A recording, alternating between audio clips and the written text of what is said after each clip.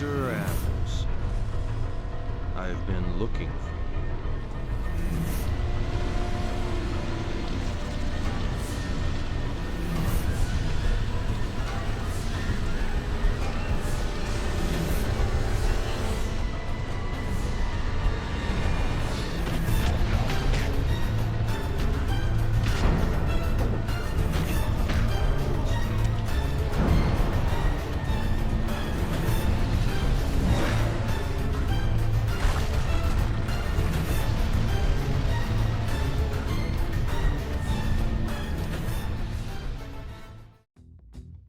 Welcome back to the channel, folks, and back to the simulated world of the Matrix.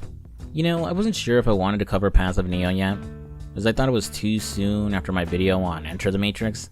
Then I took a look at when I actually released that video and realized it dropped over 9 months ago. Man, how time flies. Despite how well received that video was, and my enjoyment making it, in retrospect I might have been a little too positive about Enter the Matrix, partially because of nostalgia, but also because I emulated it. I didn't run into the same game-breaking issues someone playing the original PS2 version would encounter. Still, while I think Enter the Matrix is okay, if kind of a janky mess, it's far from the best Matrix video game. Instead, that title belongs to 2005's Path of Neo. Or for some of you, it might be the Matrix Online, but the game's official servers have been offline for years, and I have no way to experience it since it doesn't look like there's a playable private server either. Unlike Enter the Matrix, which was a companion piece that helped flesh out the world of the Matrix, and worked to bridge the first movie to the second, while also setting up the third, Path of Neo on the other hand is a playable greatest hits of all three movies, condensing the stories of the trilogy into one playable experience, adding some original moments of its own, all the while letting you enjoy the power fantasy of playing as the One. It mostly works, except when it doesn't. But for the most part, it delivers a solid experience that shows what Enter the Matrix could have been if it wasn't rushed out to release. So let's hop in and see what made Path of Neo so good. As a heads up, I'm going to assume most of you have seen the Matrix movies, since Path of Neo basically does the same. I'm not going to get in depth about the characters or the story like I normally would in one of these videos. So here's all you need to know. Our lead, Neo, is Kung Fu Jesus. Trinity is his ass-kicking girlfriend. Morpheus is his mentor that warns him about the dangers of gentrification, and Elrod, Lord of Rivendell, is the series' main antagonist. Now let's get into it. You take the blue pill, the story ends. You wake up in your bed and believe whatever you want to believe. You take the red pill, you stay in Wonderland, and I show you how deep the rabbit hole goes. Huh, I wonder what happens if you pick the blue pill. Perhaps I was wrong about you, Neo. I'm sorry you won't be joining us. Oh, the game just ends. Well, yeah, that makes sense. Alright, let's eat the hot tamale and see how far the rabbit hole goes. Wait, the lobby shootout already? Okay, it's just the tutorial, right? What the hell am I supposed to do here? And I'm dead. Cool. Great. So I'm not sure why the hell Path of Neo starts you in the lobby fight if it's not the actual tutorial level. I guess the developers were worried players would hop off immediately if they started the game with Neo sneaking around his office, instead of flipping around doing kung fu and shooting guards, which is fair, but when most wouldn't know the controls yet and have to awkwardly work it out for themselves, it doesn't leave the best impression when starting the game. Made worse is the tutorial section is insanely long too. After dying in the lobby and getting shown quick cuts of various scenes from the opening of the first Matrix movie, we're given control of Neo again. Except this time it's during the scene at his office when agents are looking for him. In the movie, this scene lasted a few minutes at most, with Neo sneaking around the agents with Morpheus guiding him, until he pussied out when it came time to climb out a window. This level, on the other hand, goes on for like 15 to 20 minutes, and really isn't all that exciting even if it's just a tutorial. The first half, while technically a stealth level, isn't actually about teaching you stealth. In fact, outside of the training section, you'll never have any opportunities to be stealthy. Instead, this opening level is really just about learning how to use cover. In between waddling around like he shit his pants, Neo needs to hide behind walls to avoid getting spotted by agents or the cops. Once he makes it to the ledge outside, it then turns into a platforming tutorial. Neo slowly ascends scaffolding, dodging the cops, and a quick jump scare from Agent Smith. I'm not sure if it applies when a cop grabs you, but if you don't avoid Smith, you're given the option to just skip the rest of this level and have Neo arrested like he was in the movie. If you continue, after Neo reaches the roof of the building, he needs to start working his way down it. The remainder of the level is just Neo outrunning the cops until he reaches the bottom floor and escapes with Trinity. Fast forwarding through more movie moments, Neo is freed from the Matrix, and the next level has him going through a combat simulation to learn Kung Fu. Get some rest. You're going to need it. For what? Your training. Unlike Enter the Matrix, whose combat was basically just flailing around, in Path of Neo it's considerably more polished. You've got your standard strike attack, flying kick, grapple, and dodge. But as you grow in strength, you unlock powerful, insanely over-the-top combos that really make you feel like you're the one. Like, look at how I beat the ever-living shit out of this guy.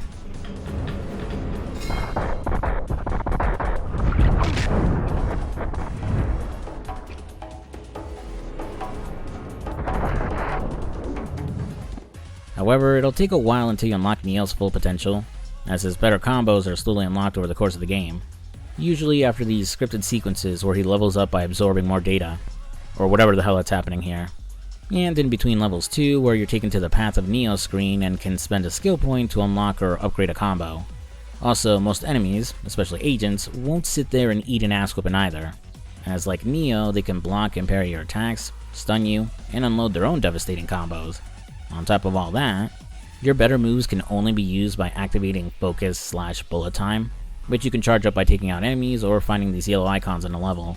So combat in the Path of Neo strikes a nice balance in feeling powerful, but still offering a challenge that doesn't devolve into button mashing until everyone in your way is dead. The Kung Fu level ends with a small tournament, capped with a boss fight against a martial arts master who is apparently a huge fan of Guy Fieri. I knew you would come. Your blade skills are legendary. Today, you will learn that mine are as well. Neo's next training sequence sends him to ancient Japan to fight an old legendary samurai, and serves as an introduction to melee weapons. Melee weapons do more damage than your fists, have a long range that makes them great at crowd control, can be thrown at enemies, and have their own flashy combos too.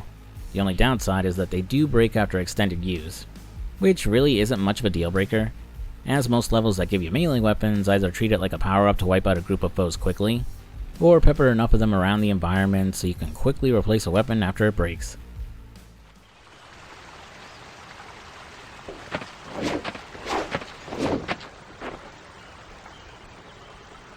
Trinity.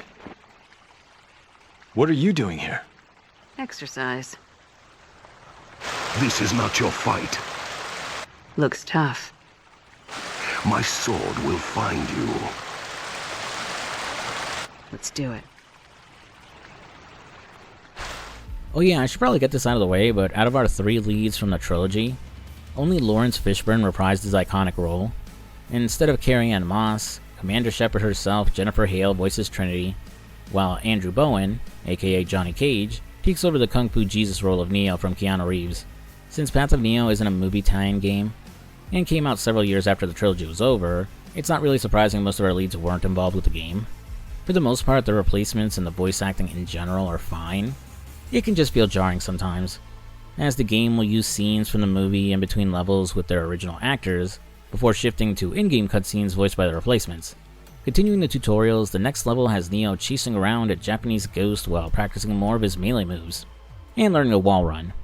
And the one after that is essentially a final exam for everything you've learned about using melee, with Neo's operator Link challenging him to beat several waves of enemies within a time limit, and to outdo Morpheus' high score.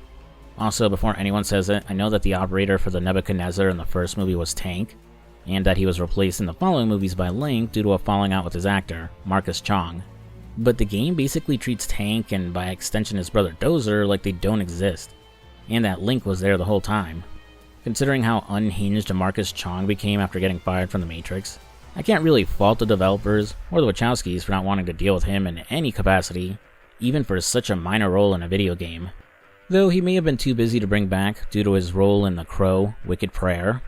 I'm desperately resisting the urge to talk about that movie, but if you've never seen it, do yourself a favor and rent it off Amazon. It's dog shit like all the other Crow sequels in the reboot, but god, it's a fever dream of a movie that is mind-boggling to watch. On the topic of movies, the next level is one huge homage to arguably John Woo's best film.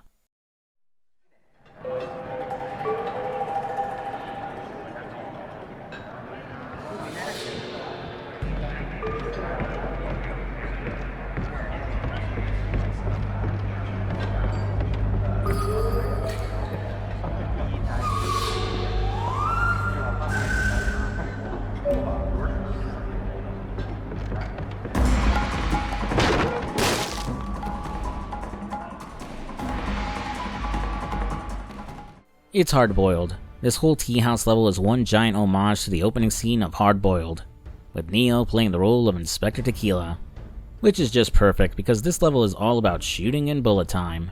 In Enter the Matrix, you'd automatically lock onto the nearest target while shooting, with the option for manual first-person aiming for sniping or trying to shoot an explosive. I thought it was serviceable, but the game's wonky camera could disrupt the action and screw up the lock-on. Meanwhile, bullet time leaned more towards being stylish and practical, at most providing better accuracy for any guns with a high rate of fire, and letting you cartwheel away from bullets. Both mechanics are considerably better here in Path of Neo. For one, you can manually lock on enemies now, and switch between targets, so you're not at the mercy of the auto-lock and the camera to take out foes. You've got some more firearm variety, ammo is more plentiful, you can still pick up guns off defeated foes, but you can also disarm them too, making it much easier to even out the odds even if you find yourself empty-handed against a squad of SWAT officers or whatever. As for bullet time, while you can still pull off some stylish moves, it has some more versatility here. It can be used defensively to dodge bullets, parry around melee attacks, leap farther or run up walls for platforming, and even offensively when Neo becomes the One, and uses his focus like the Force to block and fire back projectiles. A lot more thought has been put into how to use it to benefit gameplay as opposed to just having it because it was in the movies. I know Kung Fu. Show me. This is a sparring program.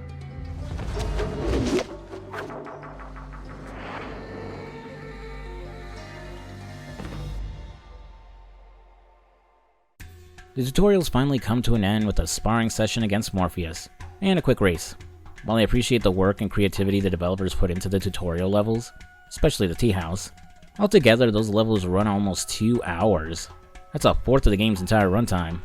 I understand the need to pad out a game's length, but it makes the beginning of the game a slog, especially on multiple playthroughs when you want to get to the good stuff as fast as possible. Still, what comes after does make Path of Neo worth replaying, for the most part anyhow. Now that Neo is fully trained up and ready to fight the good fight, the next level takes us to that scene in the movie where the crew are trapped and ambushed by the agents. Neo gets separated from the others and is on his own to navigate the constantly changing labyrinth of the rundown building, while also fighting the cops. It's a good level. It expands on an idea introduced in the movie where the Matrix can force a change in the simulation to corner our heroes, while also showing that the cops who are helping the agents are just pawns. As like Neo, they're lost and baffled by the constantly changing rooms. Also, I like the bigger focus on exploration for this level, since you have to bust through walls to navigate the building, and can occasionally find some extra weapons or ammo while looking around.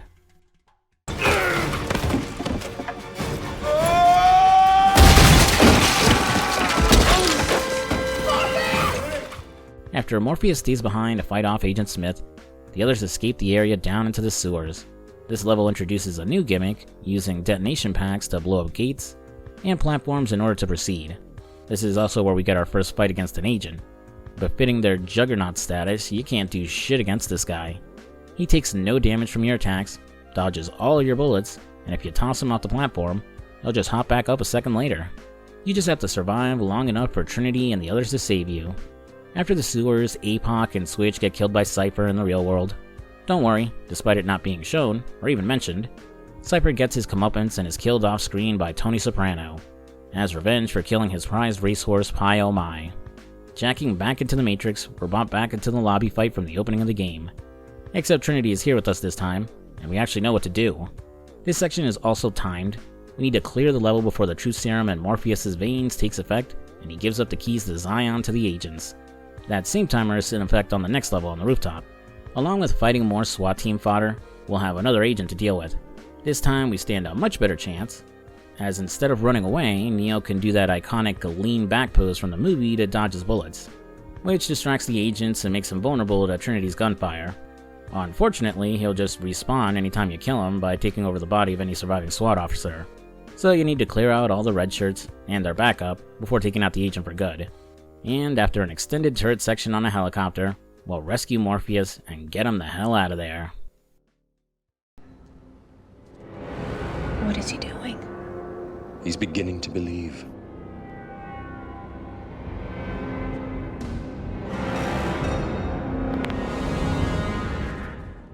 We'll then get the subway fight between Neo and Agent Smith, which plays out mostly the same as the previous agent fight. Only difference is we have to end the encounter by stunning Smith while he's standing on the train tracks, so he's hit by a subway car.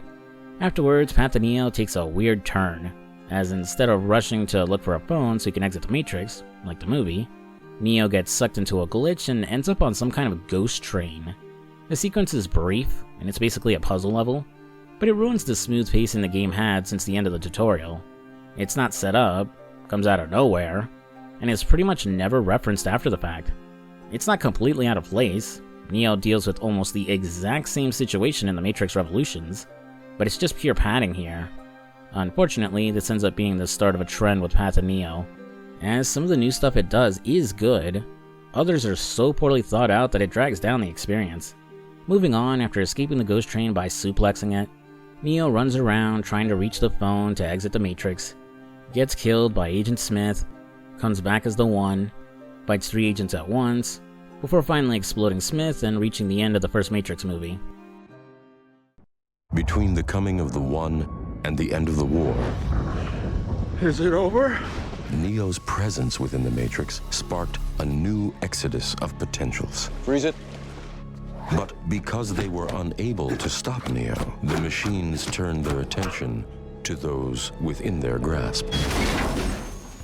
Instead of hopping right into The Matrix Reloaded though, the game instead explores what Neo was up to, in between the gap of time where he flew through the sky like Superman while Rage Against the Machine is playing, and that meeting at the beginning of The Matrix Reloaded.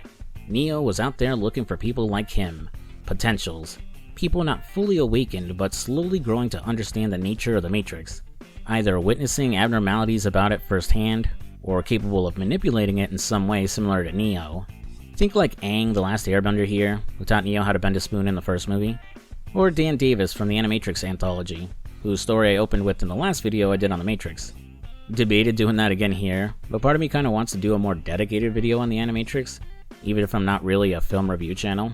Can't promise that it'll actually happen, as it was an absolute nightmare editing around Warner Bros. Copyright claims for the little footage of the movie I used last time, but comment down below if that's something you guys would be interested in. Also hit that like button while you're down there, and subscribe if you're new. While Path to Neo is a fairly linear game, these sets of missions with the potentials and a different set of missions after give you the freedom to tackle them in any order you want. First mission I chose was The Key, where Neo needs to save a girl who used a magic key to enter an off-limits club controlled by the Merovingian. Not much to say about this one. It's implied the girl got her key from the keymaker, you know, this guy, but it's never explained why. The mission boils down to protecting her from a group of werewolf exile programs, led by Debo from Friday. Next mission was The Healer. This time Neo needs to protect an herbalist with healing powers as he slowly wanders around Chinatown. The following mission, The Security Guard, is actually kinda interesting. The guy we're protecting this time is a former cop Agent Smith was possessing at the time he killed Neo. Not only did this guy not die when Neo exploded Smith, he actually remembers being controlled and killing Neo. There's a spark for a fascinating idea here, one that explores blue pills as more than just NPCs Neo and the Resistance have no choice but to take out. It's just a spark though. Path of Neo doesn't do much with the idea, or Neo's part in the security guard's story, as it's implied the only reason he even remembers what happened was because Neo exploded Smith, possibly imprinting some part of himself onto the guard that turned him into a potential. Maybe the Matrix Online did more with that idea, but let's move on. The last two potentials are a librarian who found an infinite spawning book in her library, and a silent painter who unlocked his mind. He's so powerful that he can take agents and Neo in a fight. Really wish they expanded on that guy. This will finally lead us into the events of The Matrix Reloaded, which I'm going to speedrun. First is that opening scene where Neo fights upgraded agents. Then it's another set of missions where you're given the freedom to tackle them in any order. This time, Neo has to help the ship captains who are at the meeting, along with Morpheus and Trinity, escape pursuing agents. Captain Niobe from Enter the Matrix makes a return here, but there's no sign of Ghost. Man, did Anthony Wong and the Wachowskis beef on set or something? And that's why his role was so reduced after Enter the Matrix? Or did they just not know what to do with him? I would have preferred seeing him get more screen time over the kid or Link's wife Z in Revolutions. Well, whatever. After helping all the captains, we got an extended fight sequence with the Oracle's bodyguard Seraph, followed by the iconic fight against the army of Smiths.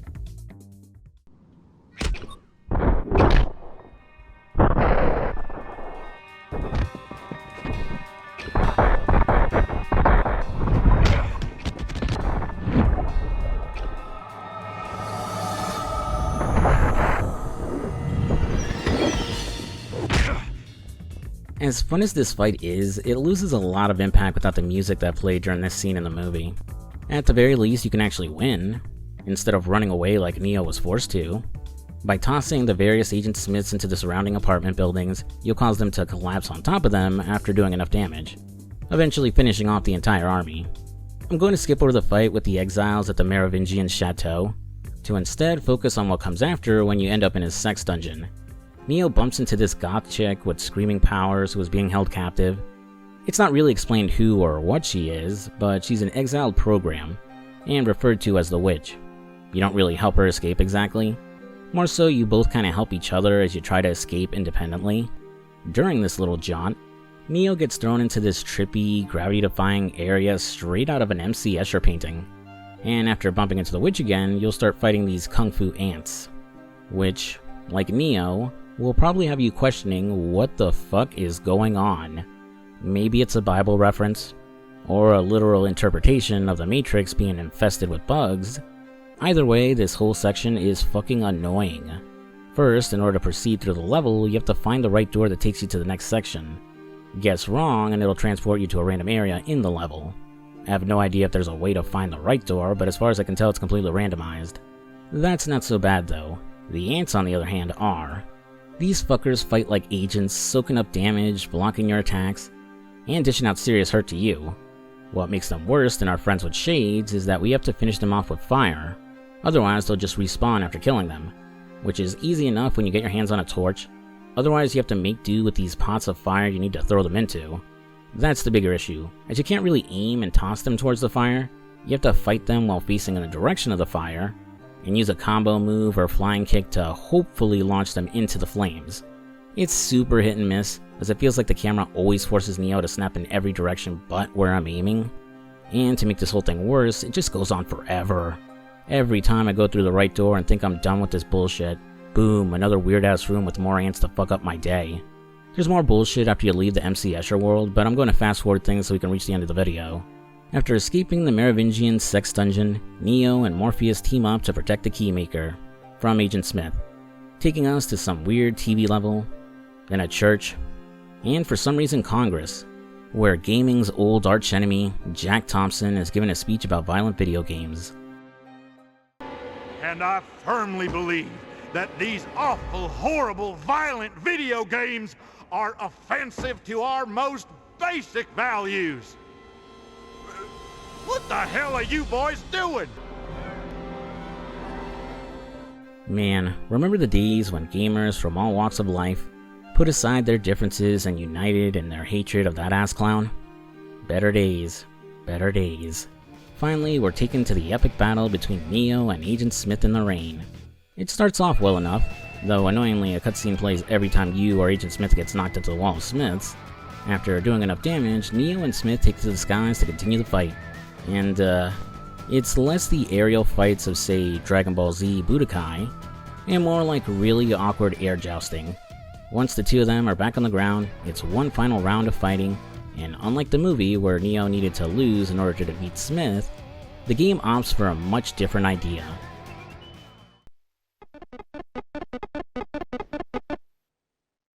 Hi, I'm Andy Wachowski. And I'm Larry Wachowski. Or rather, these are the digital projections of our mental selves. First of all, congrats on reaching the final stage of this game. You kick ass. Yes, we salute your excellence on the gaming field. Now, the real reason we're here is to discuss the big problem we faced in turning these 3 movies into a video game. You see, at this point in the story, Neo stands on the verge of Satori, ready to resolve the paradox of choice and choicelessness, of free will versus fate, but that can only be achieved through an act of surrender, which occurs after he has abandoned the perspectival nature of truth, accepting the totality of present consciousness, which ultimately allows an evolutionary transition, transcending the Cartesian dilemma through the emergence of delimited spirit, which then provides the world with a choice of a third path, the path of Neo, the path of peace.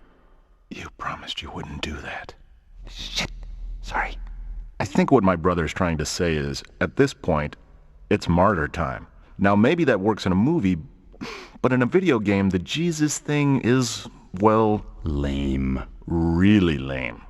If you're like us, then right now you're ready for 15 minutes of sweaty-palmed, button-pushing action to kick the crap out of some big badass boss. So we suggested to Shiny that we change the ending. We thought it would be cool after Smith rose up screaming, "It's my world." The other Smiths jumped onto him, merging into one massive monster Mega Smith. So if you're ready, it's time for a little Hulk versus Galactus action. Good luck! You'll need it. And enjoy enlightenment!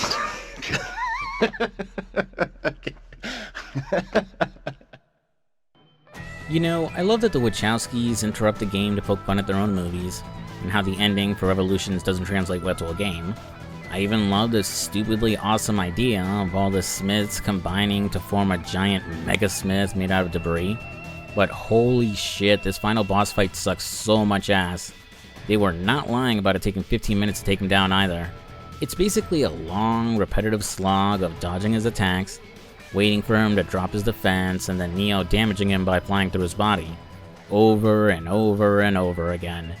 It occasionally shakes things up when Neo gets hit and is flung across the city. Here you have to dodge or punch through the debris he tosses your way, shaking off any regular Smiths that land on ya before waiting for him to drop his defense, so you can fly through him again and close the distance. The final fight would have been fine if it just didn't go on for so long, maybe like 5 hits to finish him. Still, despite the lackluster final boss, Path of Neo manages to redeem itself with its ending, taking a page from one of the best movies of all time, D2 The Mighty Ducks.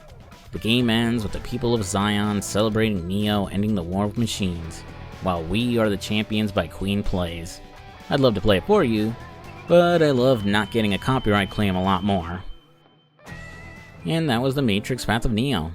So yeah, it might not be a perfect game, but it's a damn fun one. And for fans of the trilogy, it's probably the best Matrix game we've ever gotten. Compared to Enter the Matrix, this one is a huge step up in just about every way. The gameplay is tighter, the mechanics more refined, and it actually feels like the developers had time to finish it, instead of rushing it to hit a movie release.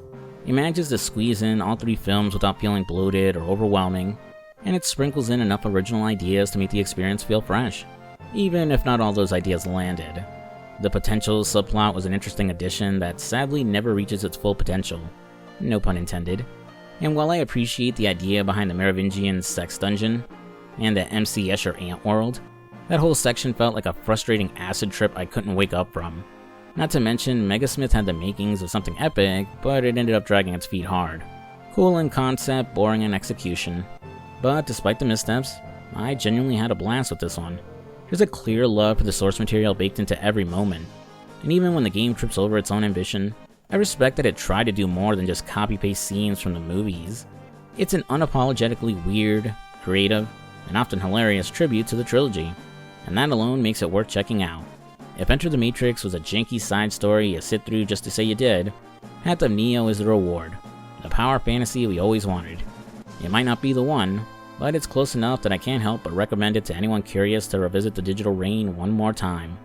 And it's a considerably better end for the Matrix franchise than whatever the hell Resurrections was trying to be.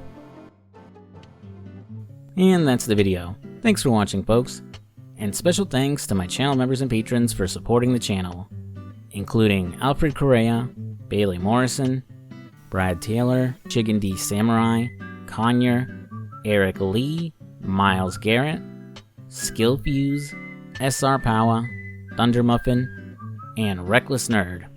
If you would like to support the channel, you can do so for as low as $3 a month, which will give you early access to videos, and occasionally uncut videos when I'm forced to censor things for YouTube. Higher tiers will land your name in the credits, or you can receive a verbal shoutout at the highest tier. After the work on the Days Gone video, it was fun to do something smaller and less serious. I want to try to keep that balance going to avoid overworking myself, and ensure I can hit that 2 video a month schedule I've been maintaining. The next video is going to be on Marvel's Guardians of the Galaxy. This one is long overdue, as I first brought up taking a look at it in the Sleeping Dogs video I did. From there, I might do The Suffering next, and thanks to the poll I ran, the big video in June will be on the Saboteur. That one I'm really looking forward to cover, though it's going to be a headache to edit and censor so YouTube doesn't hit me with a demonetization. With summer around the corner, I'm looking forward to focusing more on the channel, and I think I'm ready to hop back into streaming again too, so keep an eye out for an announcement about that. Despite all the drama surrounding it, justified and overblown, I'm hyped for the release of the Switch 2. Kinda wish they had more original first-party titles launching with it, but the new Donkey Kong game looks pretty fire. Also, with its specs, I got the sneaking suspicion we're going to get a GTA game on it soon. Maybe that GTA 4 remaster / port I theorized in a poll. Or GTA 5. Again. But we'll see. Again, thanks for watching, folks. If you enjoyed the video, be sure to give it a like and comment down below. Did you enjoy the Matrix movies? Which game is your favorite? Are you buying a Switch 2? Leave your thoughts down below. We're inching closer and closer to 100k subs and that silver plaque. So if you're new to the channel, I'd love your support and if you subscribed. Check out the recommended video here at the end, or my video on Enter the Matrix. I'm Fuzzy Slippers, and I'll see you later. Peace.